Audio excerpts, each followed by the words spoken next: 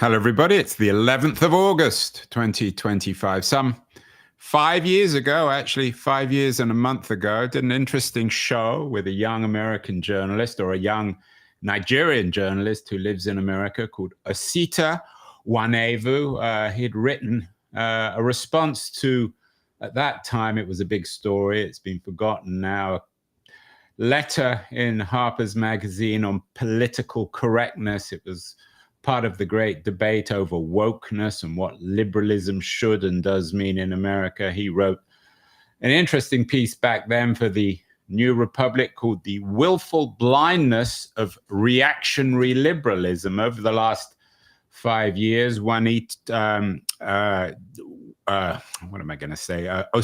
Nwanevu has been very busy, and he's produced a very intriguing new book. It's out tomorrow. It's called The Right of the People, Democracy and the Case for a New American Founding. And Osilta is joining us from his home in Baltimore, Maryland. Osilta, nice to see you after 5 years. Would it be fair to describe this book as a conclusion of your thinking of America over the last 5 years in these two periods of Trumpism? Well, thank you again for having me. And I think it would be fair to say, in a certain respect. So I started the book in 2021. I'd been kind of rooting around for an idea for a book for some time. But by then it became kind of clear to me that in the 10 years or so since I've been covering politics, starting around in 2016, democracy has kind of been at the center of things. Obviously, Trump wins the election in 2016 by electoral college victory rather than a popular vote victory. This incensed a lot of people, especially me. I mean, I remember the 2000 election and feeling very angry as a second grader that George Bush had won over Al Gore, even though more people voted for Gore. So Trump winning that way was the second time in 25 years. And since then, we've given more reasons by Donald Trump to think deeply about democracy. Obviously, the attempt to overturn the 2020 election, the attack on January 6th, everything that's going on certainly now within the last several months. But also, as I covered the Democratic primary in 2020, I also thought that there are things about that political moment that called democracy to mind. I found myself having to write over and over and over again.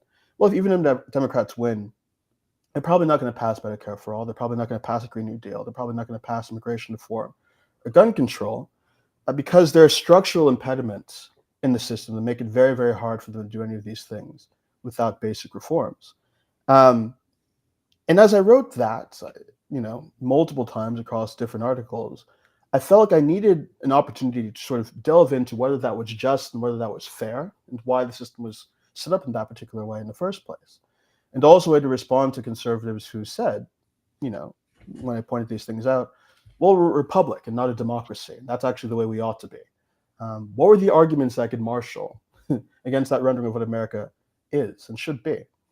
So all of these different things kind of coalesced into a book that I wanted to use as an opportunity to delve into what democracy means in the first place, delve into whether we have a democracy in America, and to think through, if we don't have a democracy that is to our liking, what can we do to actually improve our situation more fundamentally? And that's where the book comes from. Yeah, it's interesting. The book's already getting a lot of attention. You were honored by a big piece in the Atlantic by George Packer, an old friend of mine. He's been on the show several times. His headline was "How Not to Fix American Democracy," and his take on your analysis is that you're in the same camp as the radical conservatives or the reactionary conservatives who suggest that America never was a democracy and perhaps never will be. What do you make of Packer's critique? Well, on this point, I think the conservatives have always treated this as a kind of weird is-ought situation. Yes, America is a constitutional republic, and that's what we ought to be, because that's what the founders wanted.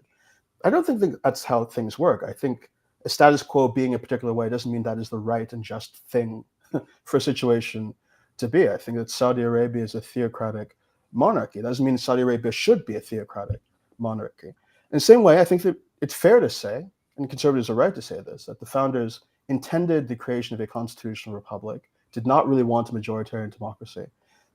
But that's no reason that why we shouldn't want one, and we shouldn't work to make America one someday. And that's what the book argues for. And I know this is like a little bit controversial, especially amongst progressives. I think that people tend to resist the conservative argument by arguing that the founders really deep in their heart of hearts wanted us to be a democracy, and a republic in their sense of things, their understanding of things, was just a representative democracy. I don't think the historical record actually supports that. I think that Republican governments at the time that the founders drafted the Constitution had been mostly not democratic. The Roman Republic had certain popular features, but was not a representative democracy in the way that we understand representative democracy today. The Italian maritime republics during the Middle Ages and Renaissance were Republican governments, but they were governments that were ruled by merchant oligarchies. They weren't democracies. And so the founders themselves did not really believe that a republic was an intrinsically democratic system. What they believed a republic was a system where you had distributed power in a certain sense. You had rules to govern politics, certain rights. But all of that did not have to mean that you were instantiating mass rule. And in fact, the founders took great pains to create a system in which we would not have mass rule. And I'd argue that that system is what we still have today to a large extent. So I agree with conservatives more than you might expect leftists would on the nature of the system. We do have a republic that is not a democratic republic, but I think we should become a democratic republic with some of the reforms I talk about in the book. Yeah, it's interesting.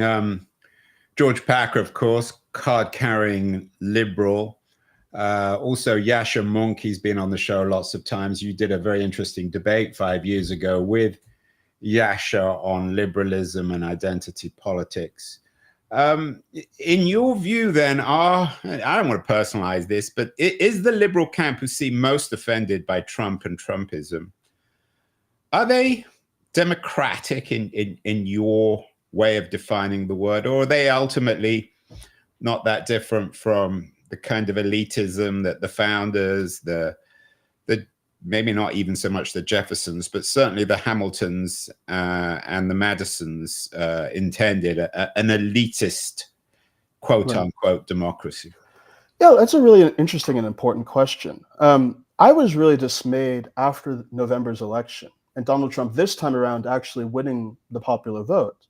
To hear people who are liberals and people even on the left, people who'd spent so much time in the last decade arguing for more voting rights and ending gerrymandering, these kinds of things on pro-democracy grounds, say because Donald Trump won the popular vote this time, well, actually, maybe democracy isn't as cracked up, all it's cracked up to be.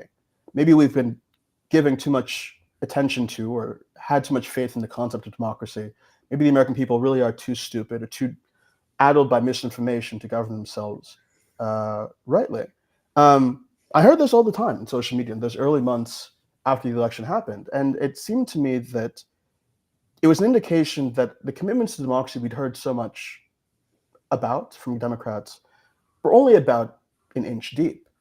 We have to, if we really care about democracy as a matter of first order principle, we have to have more than just a fair weather commitment to it. Embracing democracy means embracing, in some respect, the possibility, in fact, probability that you're going to lose, and lose a lot, depending on the given circumstances of a particular political contest. I'm not for democracy because I believe that if we did all of these reforms tomorrow, we'd live in a world where all the American people would agree with my leftist politics, either in economics or social policy. I believe in democracy for more fundamental reasons than that. And I have this hope that if we're creative enough on the left, and if we do the work of organizing, we can build majorities to support our politics. But I'm not for democracy because I think I'm going to get everything I want, or because I think the American people aren't capable of making mistakes, or that they're always going to be just and fair. I think that there's a background set of reasons why democracy is important in spite of those things. So I guess that's a long way of answering your question. But I think the overall point is I do think that the ways that we've talked about democracy have been shallow. I think that they're shallow at a level that did not succeed for the American voter in this past election. I think people understood themselves as having to choose between this abstract set of ideals that their civics teacher might have told them was important in sixth grade or something, and their groceries and their rents and the cost of living, and they chose Trump for economic reasons. but they've perceived, I think, the shallowness of our commitment to democracy in certain ways. And if we're not offering a more robust conception of democracy and what it means, why it's important, I think we're going to be poorly positioned to defend it.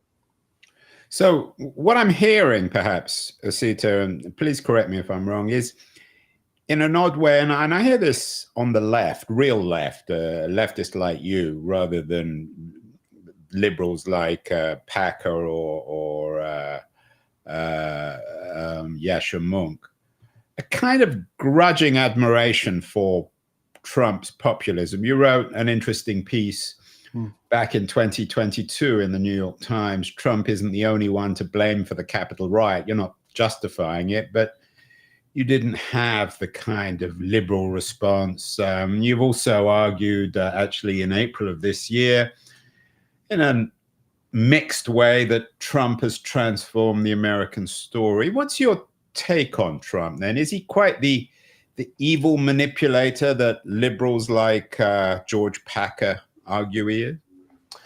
Well, I certainly think Donald Trump is as evil as I think George Packer does. I mean, I have no love for his politics in substance or as a matter of style, but I think that he is a force to be grappled with and reckoned with seriously. I don't think you defeat him, if you have an interest in defeating him, as I think we all do, by a return to politics as usual, and then without a captivating political vision. It obviously was not enough in this past election to say Donald Trump is going to come in and destroy our political institutions. In fact, people, I think, voted for Donald Trump because they wanted him to unsettle and disrupt our political institutions. And that mood has to be taken seriously. It has to be spoken to. And I don't think a politics of purely defending, quote unquote, our democracy is going to deliver us the good. I think that we need to instead offer an affirmative vision, a vision that takes people's, I think, justified anger and justified skepticism about Washington seriously, and tells them things are bad. We need to move to a fundamentally different kind of politics, reform our institutions, in the interest of creating a kind of American society that we all should want for X, Y, and Z reasons. That's the kind of vision I'm trying to sketch out in this book and some of my writing moving forward from this book. But I think my overall point in trying to construct that is, I think we've very clearly seen Democrats pursuing the politics of restoration, civility, defensive norms fail over and over and over again over the last decade. And there has to be something different. The party is at a very low place in American public opinion now. So as deeply as people dislike Trump, they seem to dislike the Democratic Party more. There has to be a change in approach. It's not just enough to point to the things about Donald Trump that are bad and hope people come over to your side. You need to offer something affirmative. You need to have to offer a bold, galvanizing vision. And that's what I think democracy could be, if it's not just, again, the defense of institutions, but the desire to actually construct new institutions and think about politics and our economy in a fundamentally new way. Yeah, and we'll get to those details in a second. I'm curious, Osilta, what you made of the Kamala Harris candidacy, the failed one. I get into trouble sometimes because I find her so irritating in the sense that she was so deeply conservative, so very much believing that the system works and that all the American people needed to do was vote for her and she would put everything back into place. There was no need for any kind of fundamental reform, that there's a certain kind of glibness to her and her wing or her group within the party, which of course explained why her candidacy failed and why many people, both on the left and the right, didn't take her very seriously. Is one of the weird things in American politics that it's, if not the left, certainly the progressive liberals who have become the conservatives and who are the only ones who really believe in the system, a kind of meritocratic Ivy League kind of system that, of course, somebody like Kamala Harris represents. Yeah, I think that's one of the perverse things about this moment in politics. Democrats are seen, because they talk this way all the time, as the people who are there to defend institutions, defend the status quo, defend norms. Meanwhile, as I outline in the book, structurally, the institutions actually disfavor Democrats in all kinds of ways that they should take seriously, because they're not going to be viable nationally if they don't eventually. On the other hand, Donald Trump is, I think, understood by most American voters as somebody who stands against the institutions, against the structures in Washington, and so on. But he and the Republican Party not only benefit from the institutional structures of our federal system a lot, but as a matter of policy, their agenda is lowering taxes predominantly for rich people, deregulating for the benefit of corporations, and so on. So there's this topsy-turviness to who's seen as defending institutions, who's not. And Democrats, for reasons that I truly, maybe it takes somebody who's a psychiatrist to understand. I have no idea why this is the case. They're committed to the defense of institutions that are substantively hurting them and making it difficult for them to both win elections and pass the policies, substantive economic and other social policies that they'd like to see happen. And so I think Kamala Harris's campaign, the second half of it, I think, reflected this tendency pretty directly. I think that even in the brief time that she was a candidate, you saw this shift from an early campaign where there was a lot of energy and a willingness to talk about Republicans in a different kind of way, and they're talking about freedom as a value, and there are interesting things going on. That shifted towards the end of the campaign, towards something that sounded like Joe Biden, talking once again about Donald Trump and authoritarianism, defending the institutions, and so on. Bringing Liz Cheney on the campaign trail, rather than, and there's been a lot of postmortems about what the campaign was thinking in these final weeks, rather than offering a robust economic message that might have done more to address voters' concerns. So yeah, I think you can fairly assess whatever you think about Kamala Harris as a person, as a political figure. The campaign that they ran at the close was a campaign that Joe Biden could have run if he were more able physically, and a campaign that I think was doomed to fail. It was not a distinctive departure from the administration that I think you would have needed to have happen in order for people to feel compelled by the Democratic ticket. You're suggesting you need to be a psychologist to make sense of why Democrats would be conservative about a system that doesn't benefit them. But of course, the commanding heights of the party is controlled by the coastal elites. You're on the East Coast, I'm on the West Coast, Los Angeles, New York, Washington, D.C. So in some ways, it is in the interest of these coastal elites to maintain the system, isn't it? Well, I mean, it depends on what their aspirations are. I mean, the coastal city of Washington, D.C., my understanding today, is going to be occupied by 1,000 National Guard troops. Yeah, I want to talk about that. That's the headline today. Ordering the National Guard to Washington and taking over the Capitol's police. Although I'm not sure that would necessarily have much impact on powerful political figures in D.C. But that's it might not. But I think we've seen in the last several months, especially, an agenda that I think has been bad for even wealthy people who would like to invest in this country and invest stably. What's going on with tariffs? Who is actually benefiting from that? Is it the workers? Is it CEOs? I think that's a loser for basically everybody. You've seen this attack on Harvard University. You've seen these attacks on liberal civil society. So there are ways in which this loss is actually, I think, hurting even the commanding heights of the Democratic Party in ways that you expect, purely in their self-interest, them to wake up and appreciate. If their political failures led them to this, to the federal government trying to impose its will on the sanctified halls of Harvard University, then something has to change. So yeah, I think that there is, to the best that I can understand, a lot of competing impulses and drives within the Democratic Party in Washington, D.C. You have simple complacency and laziness, people knowing how to do politics a certain way, not wanting to change. You have gerontocracy, people who are a gazillion years old, holding on for dear life to these seats that they can barely sit up within. You have people who are animated by whatever their donors tell them to support. You have people who are quite sincere in their defense of the institutions, and they believe that someday the Constitution is going to work to our benefit if we stick with it long enough. There are all kinds of things, I think, happening, and none of them are actually conducive to building the kind of politics they think the Democratic Party needs. And that's one of the reasons why I think the only hope is a kind of swing leftwards. I think the left has the agenda, the vision, the kind of galvanizing populist rhetoric potentially to revitalize the party. We're seeing some of that in the Mamdani campaign in New York City. I don't know what else the center of the party has left. Third Way has yet to put out its sleep-inducing slate of policy items for the 2028 presidential primary, things that they hope people will pick up.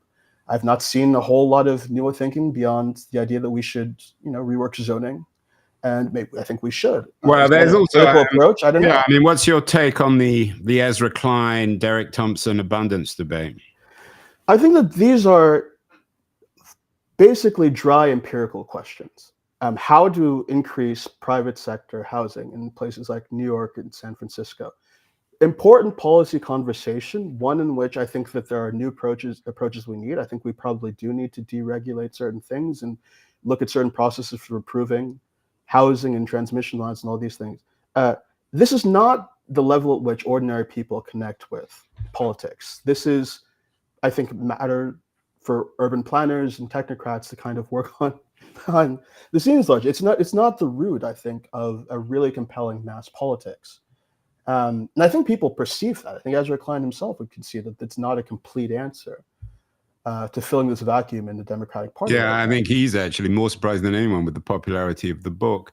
If we were having this conversation, Osilta, in 1931, we might be suggesting similar things. The system doesn't work. We need a revolution.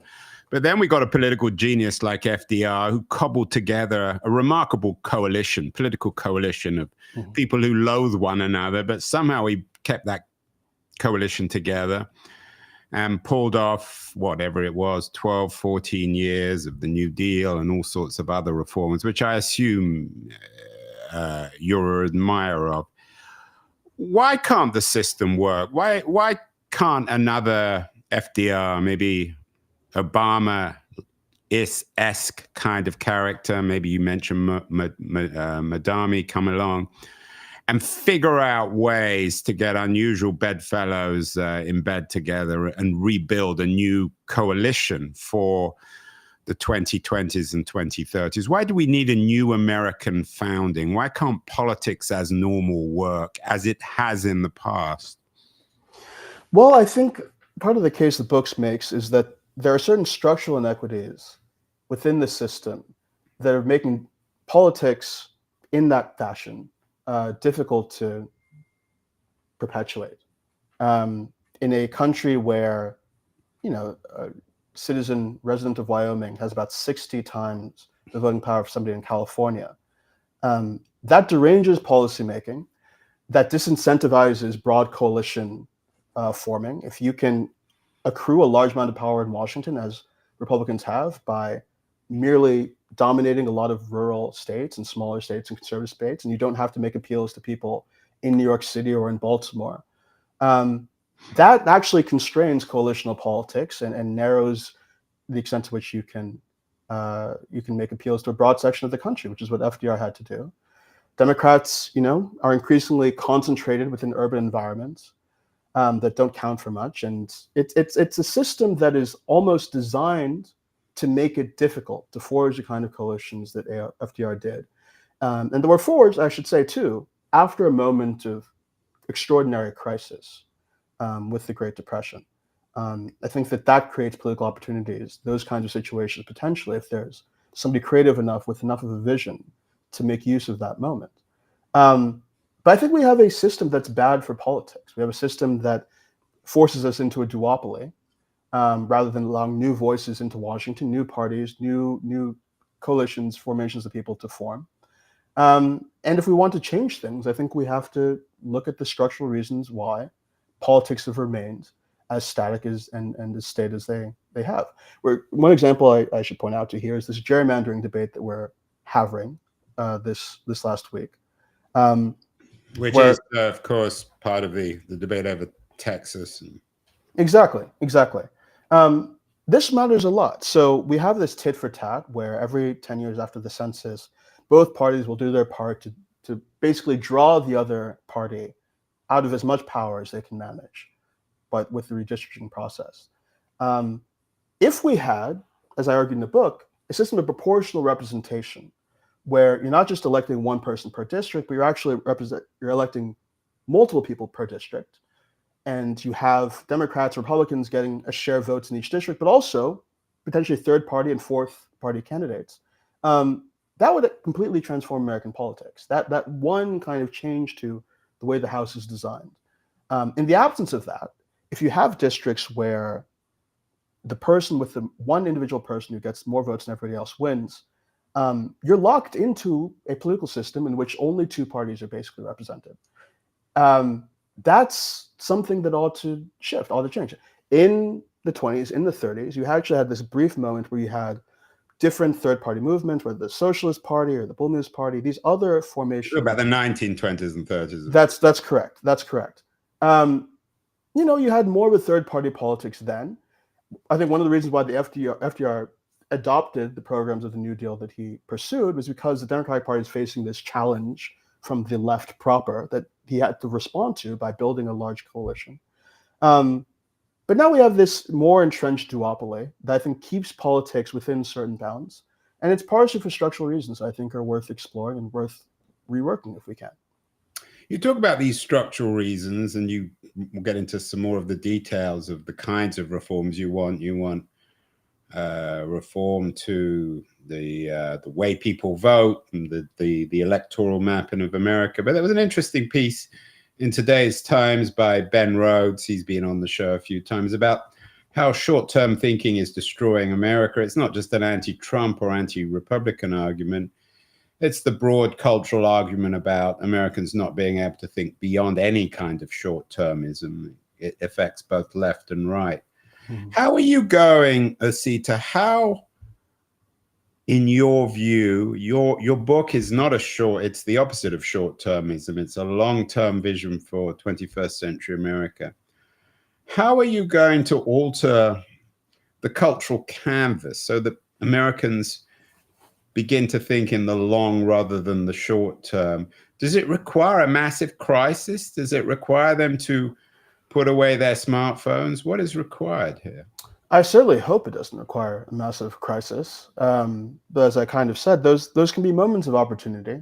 I wish that were not so. I mean, we could more reliably institute large-scale changes in the absence of those kinds of threats. But I don't know. One thing I will say, though, is that points of crisis don't necessarily themselves induce a whole lot of change. I remember reading during the pandemic in 2020 how we were going to totally transform our approach to public health in this country, totally transform our public health infrastructure. And, to be fair to those people, we were right. We made it worse. I think people were hoping that we'd have a more robust public health response to COVID induced by crisis. It didn't actually end up happening. I think what matters even more than having opportunities created in that fashion is having a vision lying around for people to pick up and answer the question of where we go next. And I think that's what the book tries to be. But you're not answering my question. I mean, and maybe it's because it can't be answered. I'm not suggesting that you should be able to answer it. No. Keynes famously said, in the long term, we're all dead. But as Ben Rhodes suggests in his piece in the Times today, we're going to be dead if we continue to think in such short-termist thinking, particularly when it comes, of course, not just to politics or culture or economics, but particularly the environment.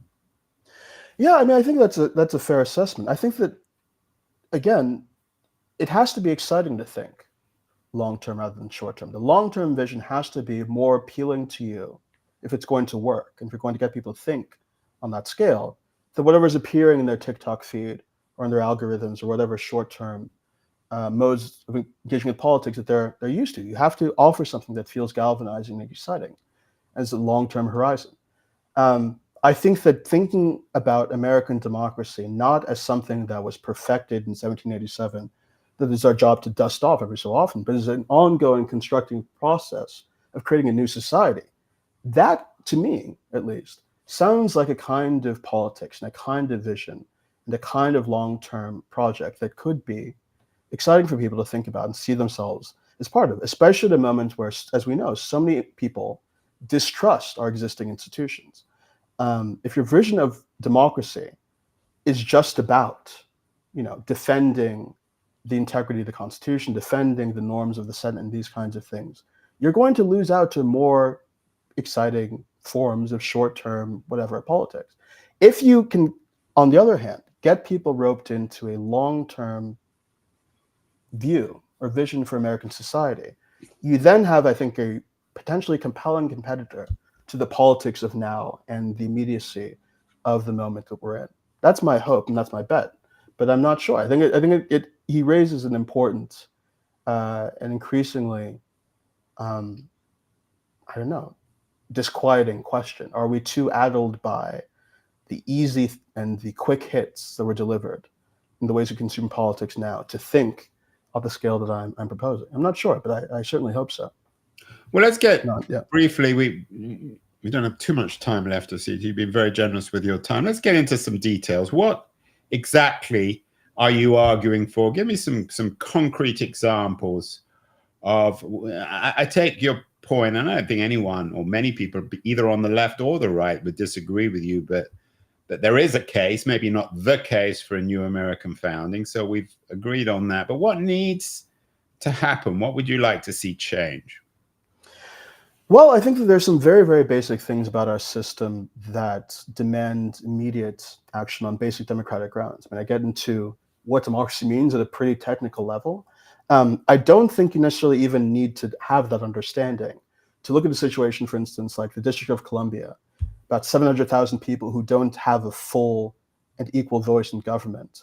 You don't have to know that much about democratic theory to be appalled by that situation. There are about 4 million Americans for whom this is true. Most of them live in Puerto Rico without full, direct, equal say in the federal government that governs them.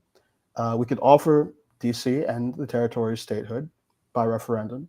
That would democratize the system pretty quickly and directly in an important way, and in a way that I think would... This isn't very radical. I mean, this has been an argument that people have been making for years. Yet we haven't done it. That's the thing. And I think one of the reasons why I haven't done it is because we talk about democracy, again, as is the system being respected? Is the existing order of things being upheld? And not saying, well, there are actually features of the system that are deeply, deeply wrong in a fundamental way that we should be animated towards changing. But so there are a lot of political reforms of that nature in the book. But the part of the book that I found most interesting to write about, and the part that I think is going to be most provocative to people, is making the argument that if we're committed to democracy because it is means by which we exercise some control over the conditions of our lives, democracy isn't just a system then that should apply exclusively to politics. We should be bringing democracy into the economy.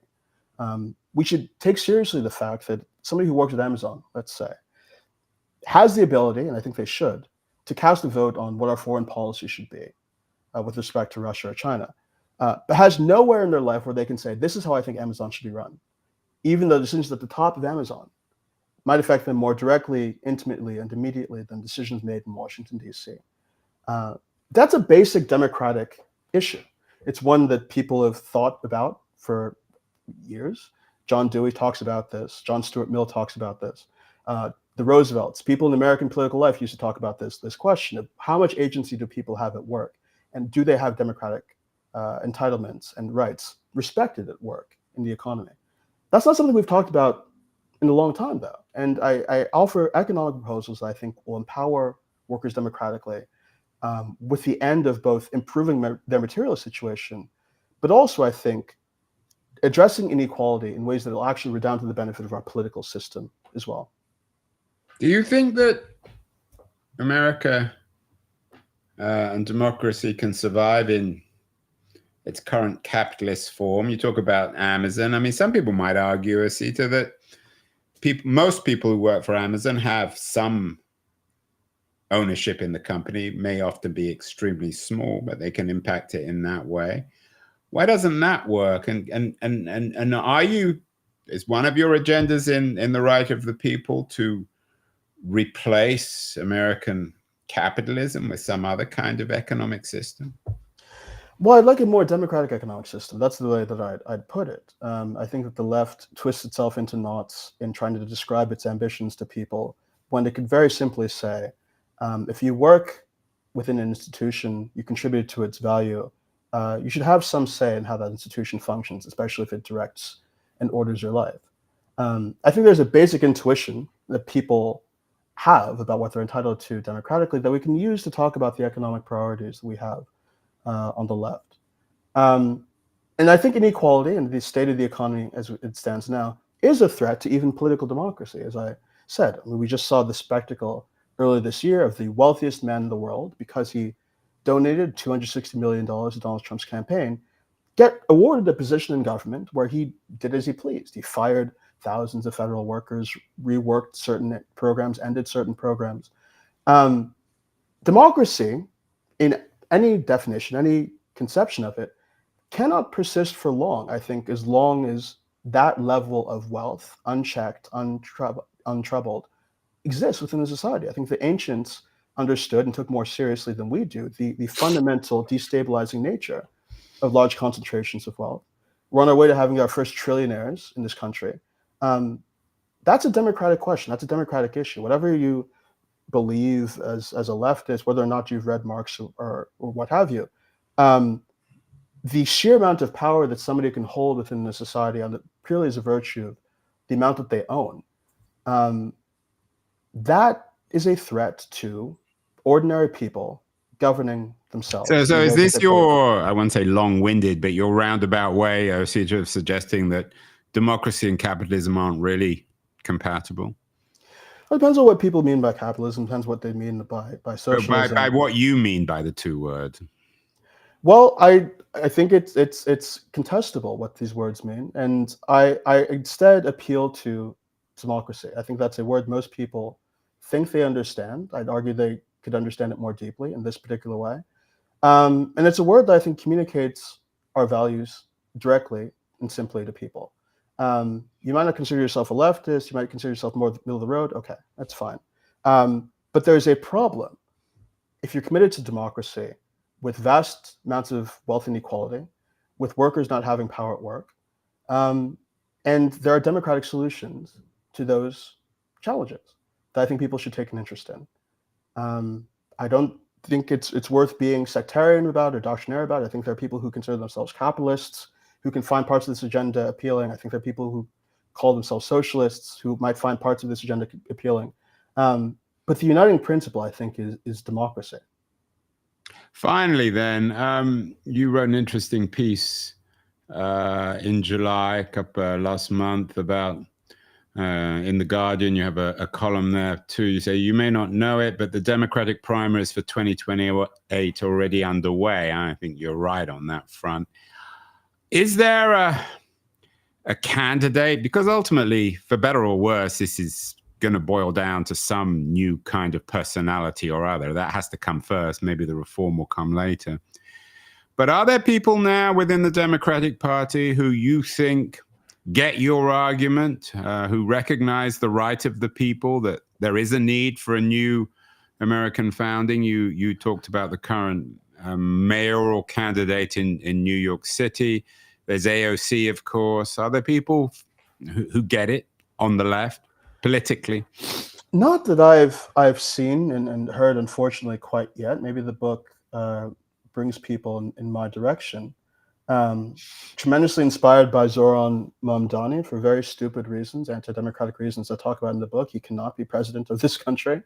So we have to look elsewhere. And, I really think that the left has this burden now of changing its political approach. I mean, we did the Bernie thing multiple times with some success. I tremendously respect and like Bernie Sanders and the agenda he put forward. But he wasn't successful in building the coalition that he needed to build in either the primaries that he ran on. That means there has to be a kind of shift in the way that we talk about our politics and talk about our priorities. People have to understand, or believe rather, that we're not only coming to them with good policies and good ideas, but we can actually govern, that we can go out into a general election and win.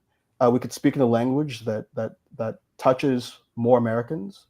And I think that the left hasn't really built an approach that's capable of doing this quite yet. And so I don't see a figure around that comes. Is there a historical figure? I mean, is there a need for a Trump on the left, someone who's out of reality television, a Mark Cuban style, an Oprah Winfrey style television personality who can really replicate what Trump has done from the left?